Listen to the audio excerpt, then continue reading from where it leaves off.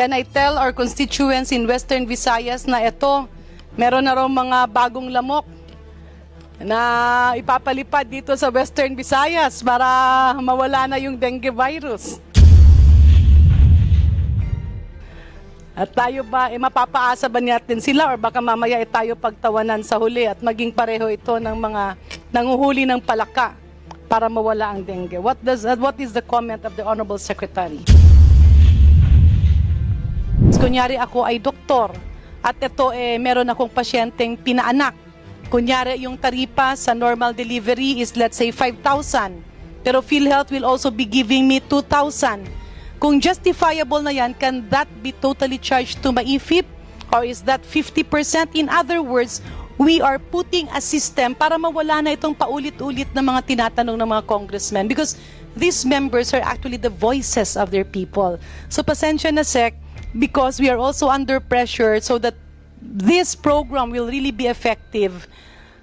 Where are we now in terms of our request for this rationalization of PFs, professional fees? Madam Chair, since the last meeting, I have actually met several times with the PMA president, and the discovery is that not all specialty societies have a professional fee scale. There are some that do, like for example, the Philippine College of Surgeons use a relative unit value, which will be very useful because it's a factor to compute a certain amount. So let's say in a scale yun. of 1 to 10, of 1 to 10, nasaan tayo in terms of professional organization, medical organizations na merong taripa? Actually, sinasabi nila that's up to the physician to actually charge what they feel is their professional Pero may fee. tarif kasi, Sek, yung... There's none because it's their profession. It's a private patient-doctor relationship. Yes, so the amount but they agree on is between them. But within the societies, some impose, some do not. Kaya nga. Majority, siguro 9 out of 10 do not impose. No, so the charging is Madam dependent Chair, on the professional that has actually practicing. Check. My request is not for them to impose. Our request is for the DOH to get a list of those tariff. You will be the one to impose it.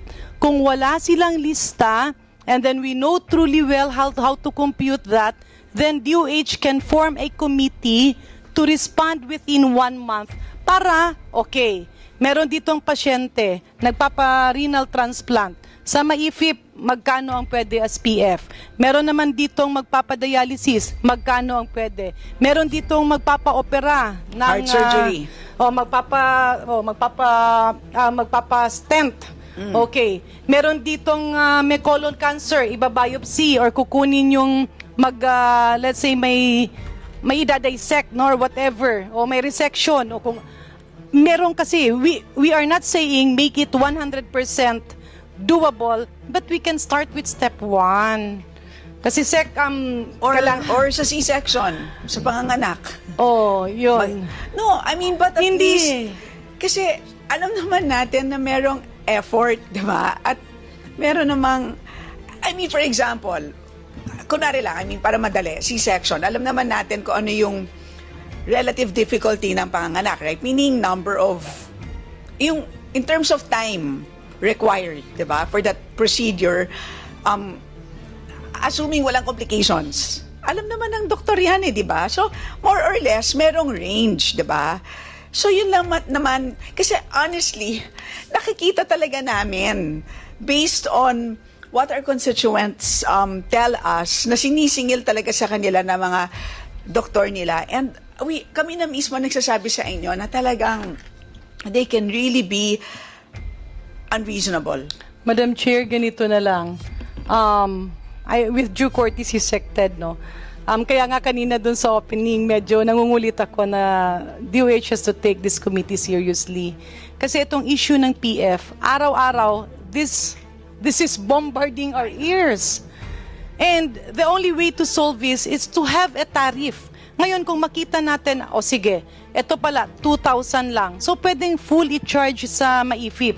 O ito naman, 10,000. Pwedeng full i-charge. Kung mga malalaki naman, kunyari ang PF nila ay 50,000, then maybe half of that, magagawa natin ng menu.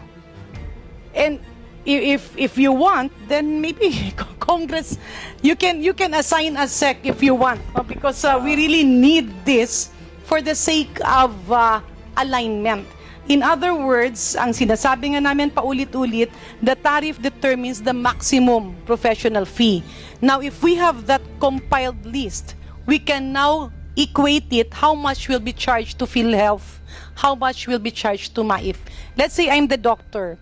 Ang PhilHealth dun sa case rate, kung nagpanak ako, let's say binayaran ako ng 5,000. Now, dun sa MAIF, magkano pa yung justifiable? Another 5,000? I mean, a process like this can solve a lot of problems. And that will make also MAIF very useful to the people. At the same time, yung mga ibang doktor na sobrang matataas yung fees, medyo mahihiya rin. Andun din naman SEC yung daily rate natin eh. Let's say if it's charged to MAIF, then magkano ang daily rate as a professional fee for patients under your service? So is that 500 pesos? Do we put that down to 300 pesos? In other words, we will have a menu to make DOH more reflective of how we can help reduce the out-of-pocket expenditure. Thank you, Madam Chair. We will comply. In fact, I'm inviting Honorable Dr. Congresswoman Janet Garin to our meeting with the PMA leadership. There is a new leadership. Maybe we can explain the reason and the policy behind. We already know how some specialties charge. For example, we know internal medicine charges the room rate per visit. So if you're in a suite, they charge you the rate of that suite per visit during the round. Yeah. So yung mga professional fee naman sa consultation, may range yan. We know it's anywhere precisely, meron silang rate depende sa kwarto. Ito ward, ito private, ito semi-private, ito suite room on a daily basis. Now, kung ito namang pasyente na to ay parang sa MAIF i-charge yung kanyang medical expenditures, we can go to the lowest fee and then wala nang dapat, hindi na dapat i-withheld. Yun lang talaga. I mean, we are very much willing to volunteer just so this will have a solution already. Example, merong iba, kasi sinabi na nga 50% can be charged. Yung PF nila, talaga namang 50,000 lang. Well, of course, that's already big. Let's say 20,000. Yung 20,000 na PF ng surgeon na yon, dahil 50% will be covered, i-jack up nila to 50.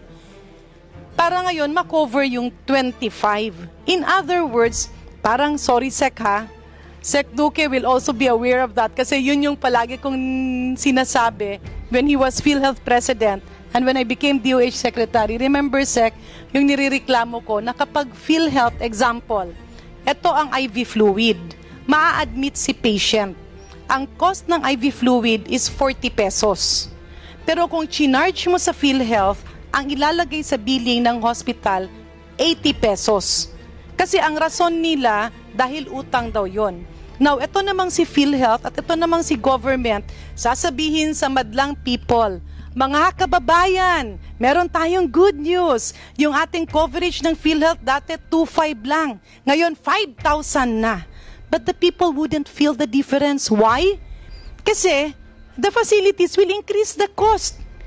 Yung mefenamic acid, let's say piso, gagawin nila 3 piso. Kasi utang daw. And I believe that's also one of the aspects why other private hospitals are not signing a MOA. Kasi gusto nilang mag-charge ng what they call interest kasi hindi cash payment. In other words, Sec, nawawala yung saysay on how the people can feel public health. So if I may again, pasensya na Sec, kukulitin kita, talagang papayat ka ng 100 grams kasi kukulitin kita sa PF. Love you, Sec. Okay. Sige na. Love you, ma'am. Yeah. My next question. Pasensya na ha. I'm doing the checklist, punch list nung there was a USAID funded mechanism before. I believe, I'm not sure if USEC Rosette or USEC, do you remember yung hospital scoring system? There was a hospital scoring system. I was very definite about that because that was implemented during my time. Ano bang ibig sabihin ng scoring system? Di ba merong allocation? This was funded, I believe, by USAID when DOH asked itself, kasi naging historical yung allocation. Lahat ng mga hospital, kanya-kanyang takbo sa secretary para magkapondo. So what happens is, kung sino ang mas nakakabulong, yun yung nagkakaroon ng mas malaking pondo. Yung ibang hospitals naman who are not performing anymore, hindi na sila nagpe-perform maski wala silang income kasi mataas yung kanilang subsidy, let's say from HFEP or from DOH.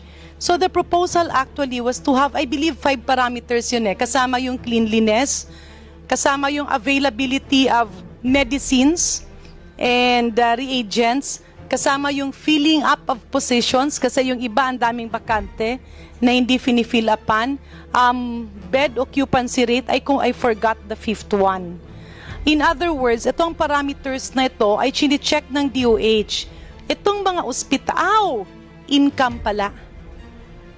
Kasi may nangyayari, Sec, at nakita natin yon sa historical data, na yung mga ibang hospital, walang income, pero ang laki-laki, so they became totally dependent. So how do we motivate them? We motivate them, parang akap yan Magtrabaho ka, tutulungan ka ng gobyerno. Ito naman, let your hospital function and government will help. So hospitals who have readily available medicines, who have equipments that are running at hindi palaging sira, malinis kung binibisita nyo nang hindi announced, napupuno yung personnel complement at hindi palaging may maraming filled up position, and meron silang income na nakikita nyo based on the computation, will have more MOE and HFEP allocation. So, my appeal, Sec, is maybe we can put that back para naman yung mga hospitals naman ay it will like be a yardstick for them to perform. Okay. Thank you, Madam Chair. Yeah, the program is ongoing. I'm sorry, I'm not familiar with the program, but apparently this is a program that started in 2019, as you rightfully said, and it looks at core outputs for their hospital score. The period is from 2023 to 2028.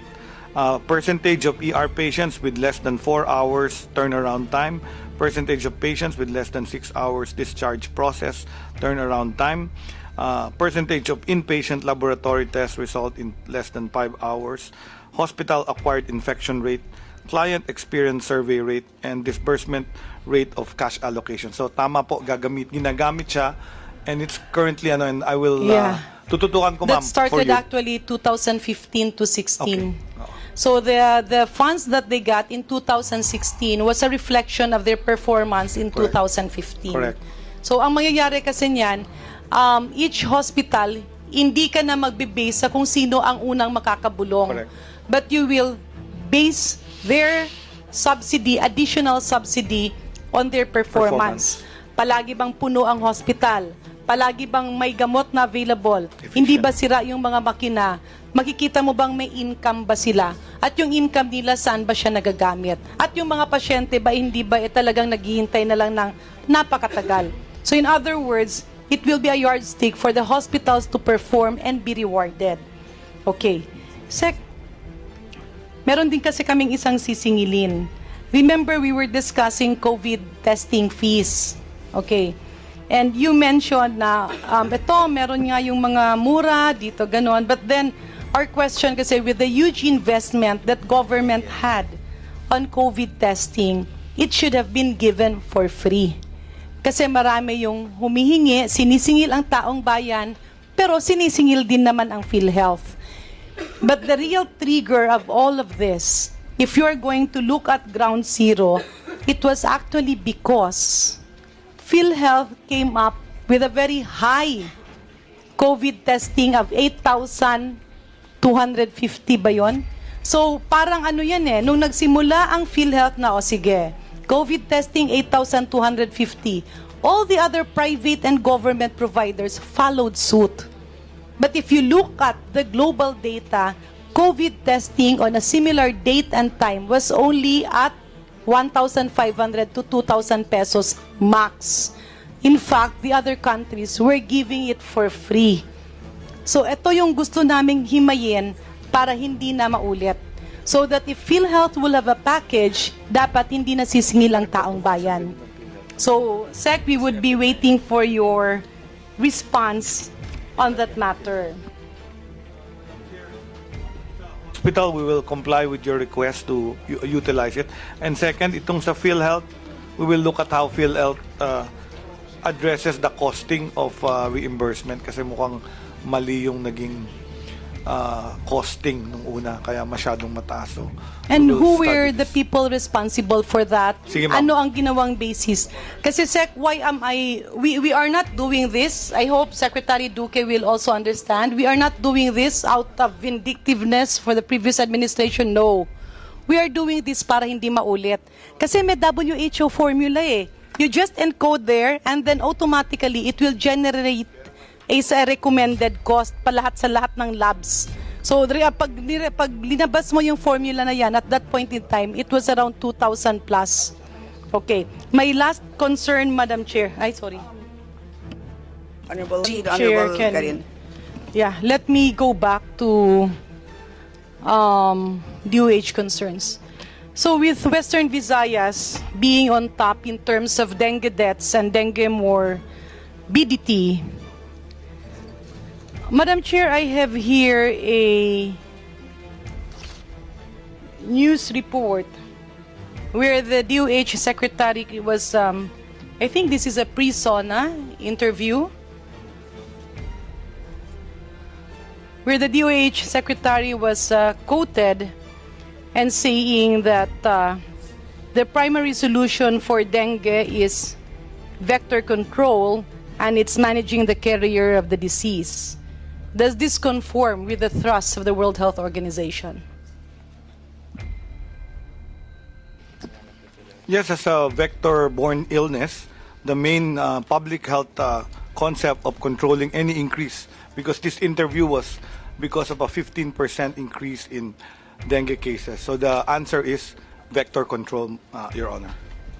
Madam Chair, is Secretary Herbosa aware of the dengue control as released by the World Health Organization way back in 2012? I just don't have the exact copy with me now, but there are actually 5 parameters. And it was mentioned several times that while vector control can contribute, it is not sufficient because it is something that has been done for several decades. But there were observations specifically on the aspect that it cannot be controlled, and doing the same thing over and over again, expecting a different outcome. As may I quote Mr. Cito Beltran when he said, doing the same thing over and over again, but expecting a different outcome is a definition of insanity. So if you review the World Health Organization's record, they have been very firm in saying that vector control, while it is one of the approaches, is highly insufficient because the population of mosquitoes, specifically, especially in the Philippines and other tropical countries, has not been estimated. So can I ask Secretary Herbosa, ilan po ba ang populasyon ng lamok sa Pilipinas? Your Honor, we are not repeating the same efforts. For your information, vector control is still the mainstay of all vector-borne disease. There may be other efforts, but in the Philippines, the cost-benefit is really vector control. That's our program that we implement. More recently, I have talked to the newest data on Wolbachia mosquito, bacteria in mosquito, and we are implementing that study here in the Philippines. So, hindi naman totoo na we're implementing the same programs. We've also talked to Sec, another can company. you expound on the World Wolbachia program that you are saying? The Wolbachia is a bacteria that is that causes a decrease in dengue cases by affecting the female mosquito vector. Again, it's a form of vector control using a biological control using the Yes, so Wolbachia ang ibig sabihin, bacteria. just to laymanize it, yung mga babaeng lamok na pwedeng magdala ng dengue ay nilalagyan ng bakterya para sila ay hindi na maging carrier. And may I inquire from the Honorable Secretary, how much does this vector control cost? Your Honor, that's only one methodology. There is a methodology wherein they Sec, found... please answer my question. My they question found- is how much I does do it not know the cost? cost, but the one I'm talking to is not that methodology which requires the installation of the but bacteria. you The one mentioned- I'm talking to is the Yeah, Madam technology Chair. that requires the study of freely growing Wolbachia among populations of the mosquito. Kaya nga, Madam Chair, my question is very clear. How much does it cost? Hindi ko alam, Madam Chair. Okay. For the information of this August body, this situation is not new. And it was presented to the Department of Health several times, way back in 2012 up to this point of time.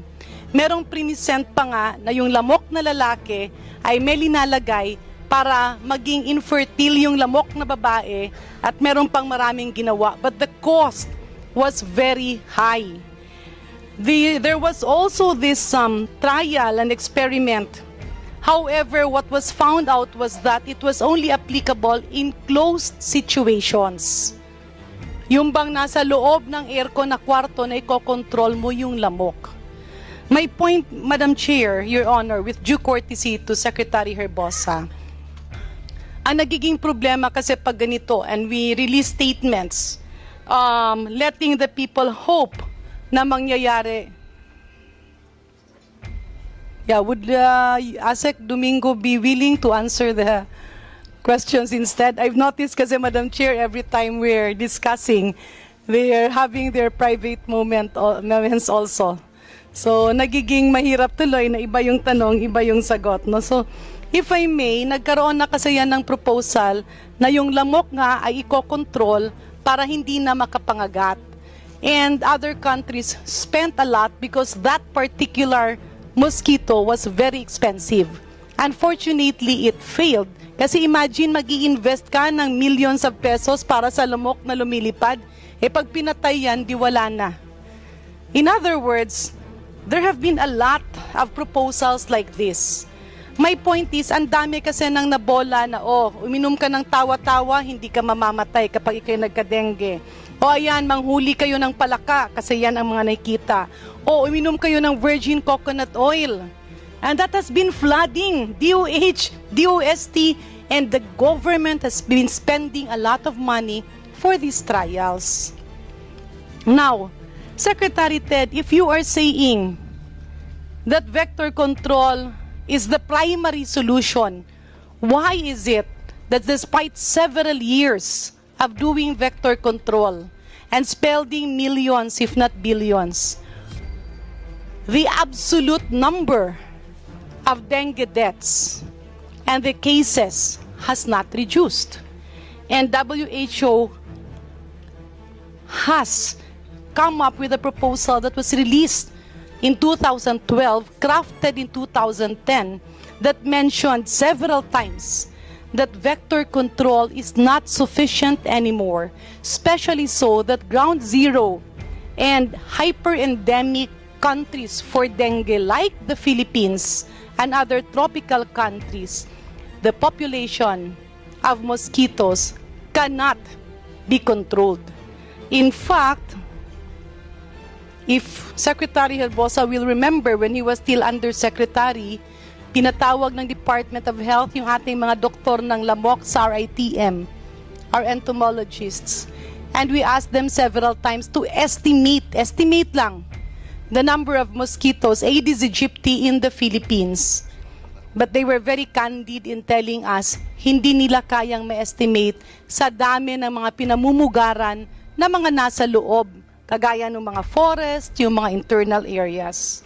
So in other words, if the Honorable Secretary is telling us that he believes that the World Wolbachia Program will prevent the Filipinos from having dengue, what will be the steps with regards to the implementation of this?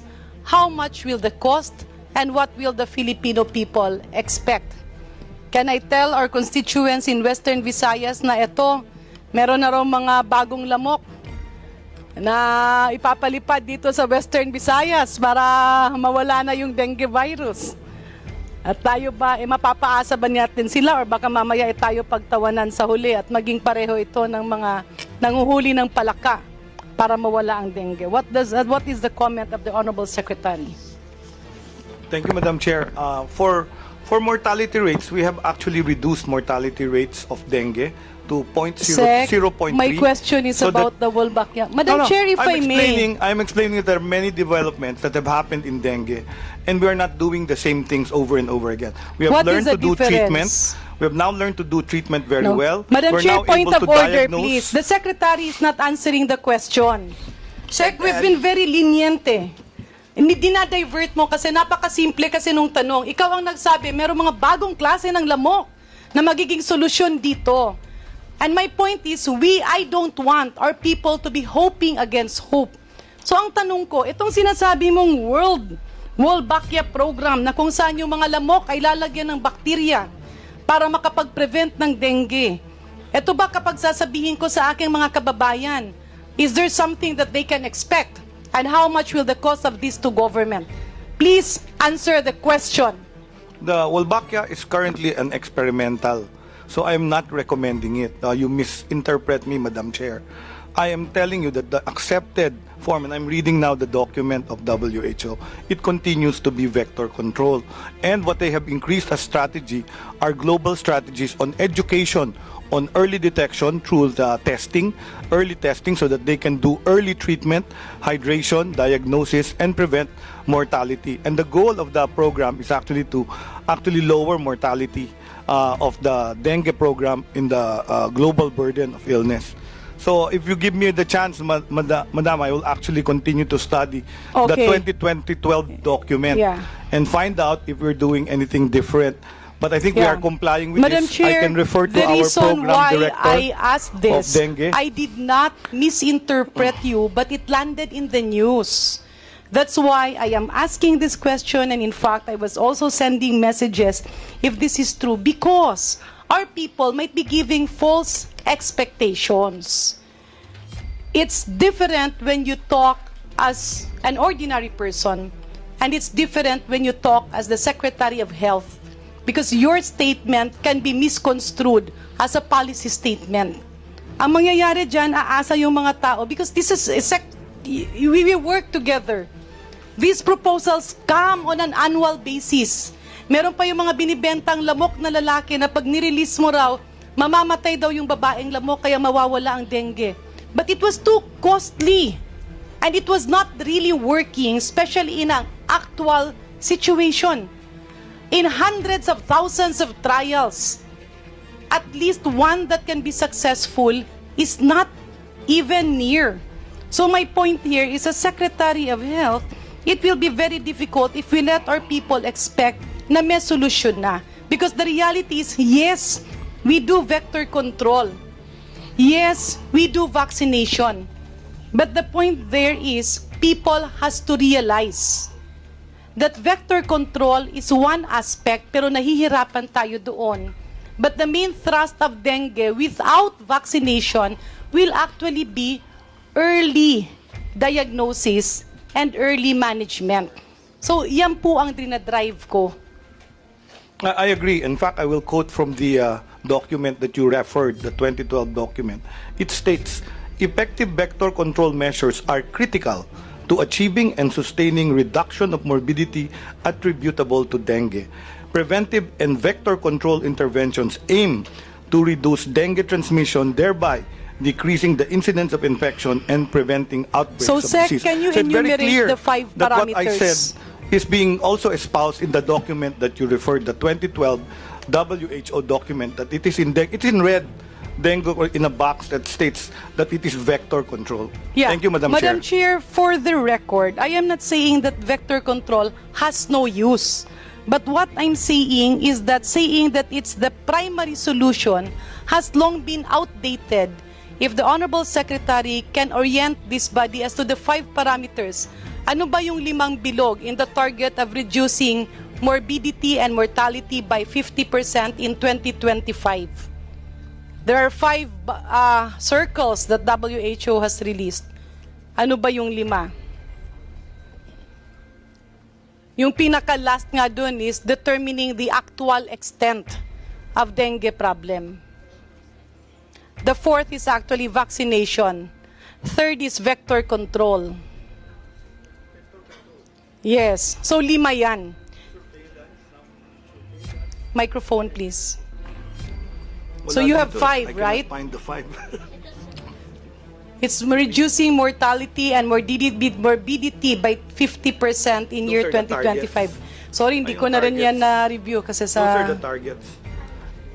Yeah, so Yeah. that's the target, but you have These 5 steps. These are not the these are the elements of the document: Yes. diagnosis and case management, integrated surveillance and outbreak preparedness, sustainable vector control, Yes.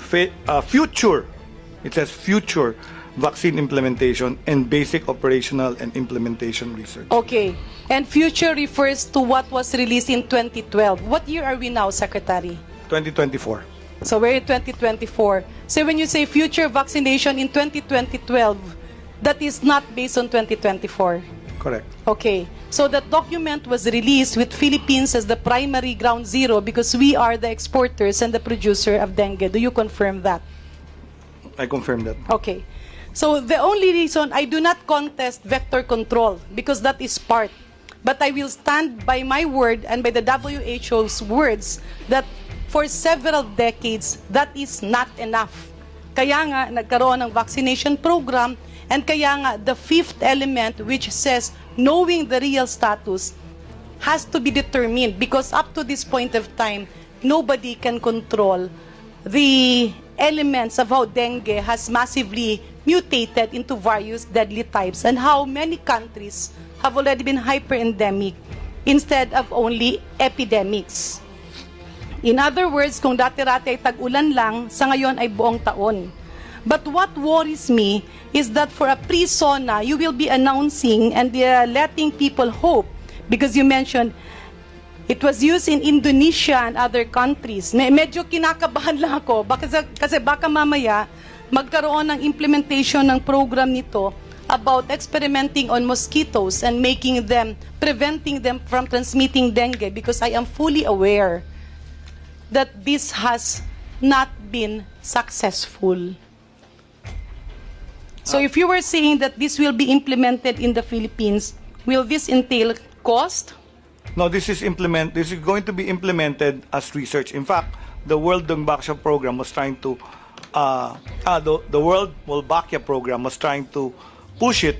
World Mosquito program was trying to push it. And I said no, it cannot be pushed without proper clinical stage 4 research. So since the absence of that, they are claiming they have clinical stage 4 research in other countries. I said no, you have to do clinical stage 4 studies first in the Philippines and prove to me that it's effective before the government implements So it. Sec, let's go back to your statement kasi nabungkat na rin yung universal healthcare law and you're saying clinical stage 4. Are you referring to Phase 4. clinical trials Yes, of vaccines and medicines or is this different? of the vector control using the Wolbachia bacteria. So if you talk about clinical trials of vaccines and medicines, kasi it's stated in the universal healthcare law where it was incorporated na magkaroon ng stage 4. Do you confirm this? Yeah, all research has to undergo phase 4 clinical trials before it is accepted for registration. Which other country requires stage 4? Phase 4. Phase 4. All robust FDAs require phase 4 clinical. Are you sure of that, Sec? Because Yes, I'm sure of that. Yes, because I am also sure that what is required is phase 3A and in some situations phase 3B. Only for certain vaccines that have very good results in its phase 3 trials. Madam Chair, Your Honor, pasensya na, no? Pero yan kasi nagkakaroon ng kalituhan. So lahat ng gamot na ginagamit at binibigyan ng license ng FDA is only until phase 3A. Yung iba until phase 3B for other uses. Phase 4 is actually post-monitoring surveillance. Correct. Okay. But for the FDA to declare it safe and efficacious, what is required is phase 3A, not only in the Philippines, but all over the world. It requires only from the country of origin. No, Sec. We're referring about FDA licensing, Yes, declaration FDA of safety licensing, and one of the efficacy. requirements to fast-track any registration is that it has already been registered in its country of origin. Sec, that is different. Di ba? Okay. No, that's really No, the law. yeah. Maybe we can ask the Yeah. DG of FDA what we the can rules request are. the DG of FDA. And siguro for the next meeting, we can tackle with that. Yes. Madam Chair, Your Honors, with due courtesy, I am looking at this as a very important matter to be discussed. Kasi kanina, ang sabi ni Secretary Herbosa, willing na willing siya na baguhin yung Universal Healthcare Law kasi nga marami dun ang diferensya. Now, one of the major blunders of the Universal Healthcare Law in relation to HTAC is saying that all medicines, vaccines, commodities, and devices that will be used in the Philippines has to pass through Phase 4 clinical trial. To laymanize that, it simply means magagamit lang ng Pilipinas pag ginagamit na ng buong mundo ng 5 to 10 years. Because no country in the world, and I can prove that, requires Phase 4 clinical trial upon licensing. Di ba, Sec, kanina ang sinabi mo, the Formulary Executive Council was created by virtue of the generics law. Therefore, their job is to make sure that generics law is being followed by the Department of Health and other government institutions. When it comes to safety and efficacy of medicines, vaccines, and drugs, who determines this, Madam Chair?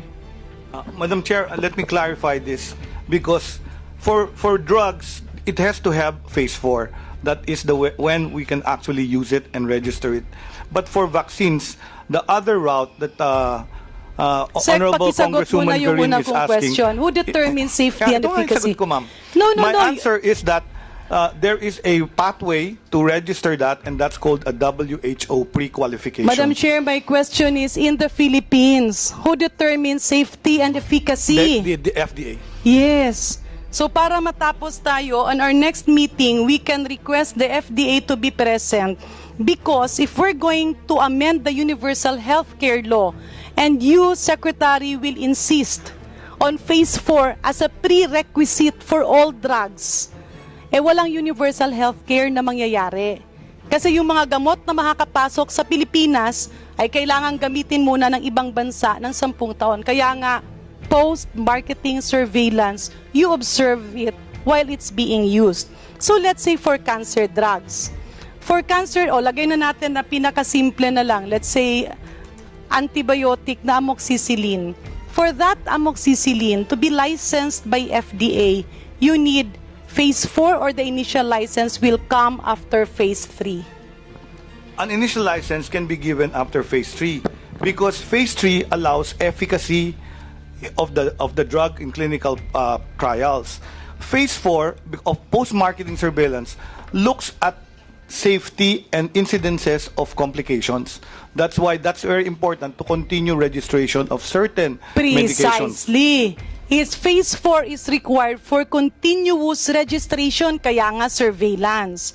But when we talk about safety, efficacy, and issuances of CPR, Phase 3 is required. Tama. Phase 3A, at least certain trials, because you don't have to use it for 10 years. As long as you have studies that prove its efficacy and safety after a Phase 3 trial. The question is, okay, simplehan natin. For FDA, do you agree that FDA is the only institution in the Philippines that deals with safety and efficacy of drugs, medicines, and vaccines? Yes, Madam Chair. Okay. Do you agree that when an FDA issues a CPR or Certificate of Product Registration, that is an issue, that is a proof of safety and efficacy? Yes, but not absolute because any complications that happen, Do you that can be agree? pulled out. Do you agree that a CPR is issued because a safety and efficacy has already been established? Well, but based on trials and evidence currently available. Okay. In other words, kung merong gamot, merong bakuna, merong device, or any commodity needed health-wise, binibigyan niya ng lisensya na tatapos ang trial after Phase 3. But then, once a license is issued, tuloy-tuloy ang Phase 4 because that is monitoring. Na hanggang ngayon, kunyari lahat ng gamot na ginagamit natin, ongoing ang trial as Phase 4. But that is surveillance. Do you agree with that? Phase 4 stands for post-marketing surveillance of adverse effects. Precisely. So when we talk about safety and efficacy para magamit ng tao, para may certificate of product registration, the cut-off is phase 3. Right? Completed phase 3. Precisely. So the cut-off is phase 3. Why we are asking this? Kasi ito ang it's phase 3A, kasi phase 3B is for other use. Kunyari, ano Ma'am, ba sa yung... vaccines lang kasi yun eh. Inallow nila ang phase 3 registration because they found that vaccines help populations. So inallow ang phase 3. For all drugs, phase 4 talaga. Okay. Yun talaga, ma'am. Ano nga ba tong gamot sa puso na ginamit for erectile dysfunction? Viagra. Okay. When Viagra was given a CPR, what was the indication? No, phase 4, for Viagra, it was being studied for hypertension. But people were coming back during the study. Hindi, So it was not, the the indication question is- was discovered because of research. So when they No, marketed it, they marketed for erectile dysfunction. No. When Viagra was first approved as a drug, not in the Philippines, what was the primary indication? Viagra was not approved as an hypertension. It was- Ma'am, no, sorry. That's why the name is Viagra. It was for bradycardia. It was for hypertension. They were treating people with Okay. hypertension. Now, and the men were returning when for was it discovered na meron siyang effect on erectile dysfunction? during At the what phase 3 trials. Phase 3 or phase 3B or phase 4? Hindi ko alam yung detail na yun. Yes, because the way it works in clinical trials, and that's why we have to educate the people on this. Kasi minsan, Sec, like kanina, sinasabi mo, ay hindi pa tapos kasi wala pang phase 4. Ay hindi pa ganito. Iba kasi ang post-marketing surveillance eh. You do it continuously. And as Secretary of Health, your statement can always be a policy statement. In other words, if we are talking about universal health care, paano ka ngayon magkakaroon ng universal health care if we don't have access to medicines, vaccines, and commodities? Because the law states that you cannot use anything until you finish phase 4.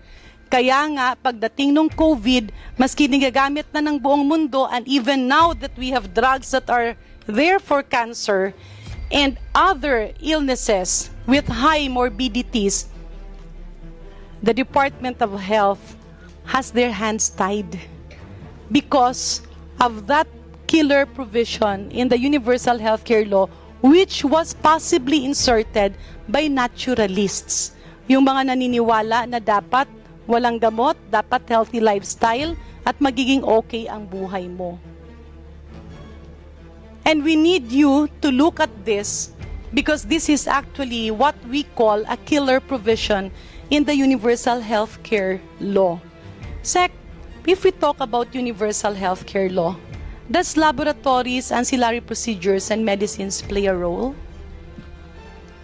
Yes, Your Honor. Okay. In other words, kasi hindi lang naman ito sa Pilipinas eh. Magkakaroon kasi yan ng mga lobbyists that they lobby for natural medicine.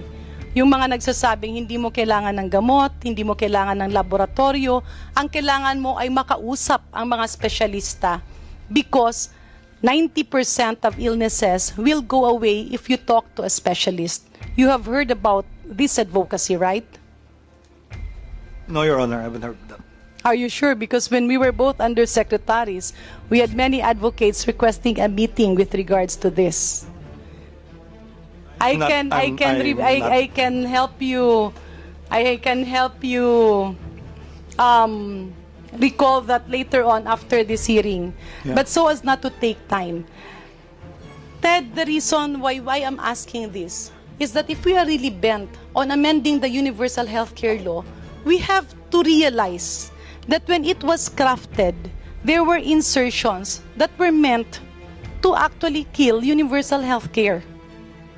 And the very reason of inserting phase 4 as a prerequisite for all medicines, vaccines, devices, and commodities is for the Philippines to go back to the Stone Age.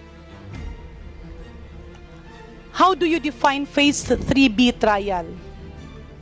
Is it not that phase 3B is for other uses? Other indications, kagaya nung what do you call this very strong antioxidant for cancer patients na nagpapaputi? Okay. What is the primary indication of glutathione? Okay. Is it not that the primary indication of glutathione is that it is a very strong antioxidant for cancer patients? Can the Secretary confirm that? I confirm that. Okay.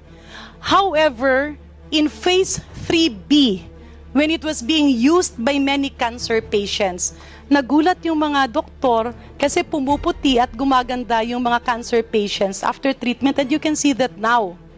And it was found out in phase 3B that in excessive dosage, kaya yung mga gumagamit ng glutathione dyan, kung hindi naman yan overdose, hindi ka puputi. But that's a good antioxidant. In excessive doses, the side effect of glutathione is suppression of your melanocytes. Ibig sabihin yung pigment cells mo hindi gagana, kaya ka puputi. But that was discovered in phase 3B. Can the Secretary confirm this? I have no knowledge of glutathione so much. In other Your Honor. words, if you are going to require phase 4, how do you define post-marketing surveillance, Secretary? For when a drug is registered after phase 3A, 3B, the next phase enters post-marketing surveillance. It's all reactions that did not come out during the phase 3A, 3B research are supposed to be being reported observed. and observed. Yes, yes. And the FDA is free to pull out if there are cases of mortality. Precisely. and everything. Correct. So, Sec, you were saying, after licensing, pagkatapos mabigyan ng lisensya, nangyayari ang phase 4. Is it not that the license means that the general public can use it already?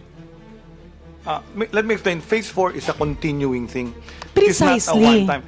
When phase 4 studies are submitted, it can be initial studies, pero phase 4 pa rin ang hingin. Pero after Precisely. over many years, you can have several complications that can come out, and many drugs in the past have been pulled out of market because they were already in Correct. phase 4, they were already approved, they were being used in what you call clinical pathways, but they are pulled out because In identified phase 3A, complications. Secretary, the safety and efficacy on a substantial population has already been determined. The safety and efficacy established in phase 2 is now enhanced by a bigger and wider population with more parameters in phase 3A.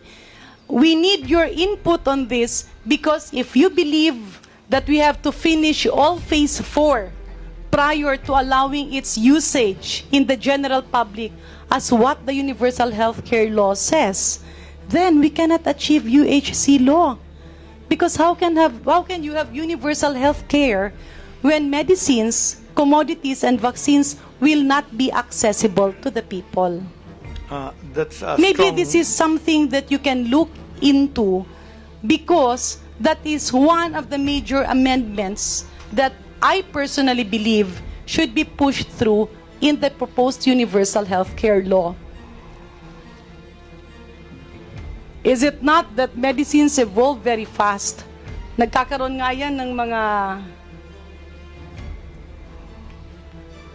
combination ng mga gamot, di ba? Yes, Your Honor. So that is what we are pointing at, Sec. Because if you insist on saying that it has to have phase 4, wala tayong mangyayaring universal healthcare law dyan. Aanin mo pa ang damo kung patay na ang kabayo. No? And that is a sentiment that has been put forward by many specialists. And I am begging on you to open your heart and look at this intellectually because that provision is a killer provision. Nabudol tayo ng universal healthcare law na yan dahil ang nakasaad sa universal healthcare law, PhilHealth ang in charge sa public health, which is wrong because it should be DOH. You agree with Matt? And yung pangalawa pa doon na nabudol tayo, ginawang mandatory ang pagtatapos ng phase 4 before magamit. In other words, ginagamit na ng buong mundo, pero tayo nakanganga pa rin. Because we tied our hands with this universal healthcare law na may killer provision. Pasensya na Sec, inuulit-ulit ko yan dahil kailangan buksan nyo rin at matingnan nyo na hindi nararapat ang provision na ito. Yes, you are correct. In phase 4, there are situations na makikita mong may complications. There are situations na may drug or product pull out. But the benefits outweighs the risks. Pag nilabas yan at phase 3A, na nakita na safe and efficacy at may CPR na, ang mangyayari dyan, marami nang nasasalbang buhay. Because it's not a perfect science. If you wait for a perfect medicine, or a perfect commodity, or a perfect public health drug, ang mangyayari niyan, marami nang mamamatay along the way. So, what does the law says? The law says you get an exemption for every drug that the country will use after phase 3A. So, ang nangyayari dyan, lahat ng gamot, aakyat ba tayo sa Presidente? Aakyat ba tayo sa Secretary of Health? Then you will now be tied with all these medicines. What if another pandemic comes? Yan, tumatakbo tayo ng exemption. So please look into this because if you as the Secretary of Health believes that everything requires completion of phase 4, then I'm really sorry to say, but we are somehow doomed because medicines is part of public health.